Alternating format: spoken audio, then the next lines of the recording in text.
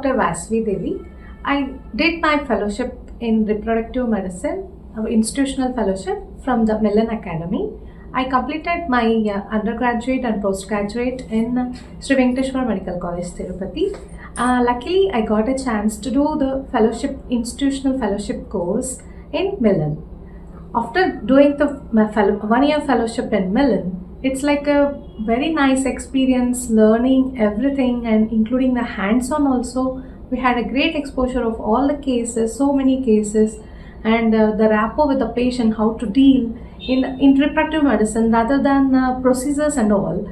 The main way is the art to interact with the patients, and it's a very good, we have a very good caseload, and we had a great exposure to all the patients, and we had a great interaction with all the patients, and I'm glad to work under Dr. Suchendra and Dr. Rubina Jaina, and along with the clinicians we had a great exposure in embryology also, and special thanks to Dr. Ashraf sir. If anyone wants to pursue fellowship course in reproductive medicine, I will strongly recommend Milann.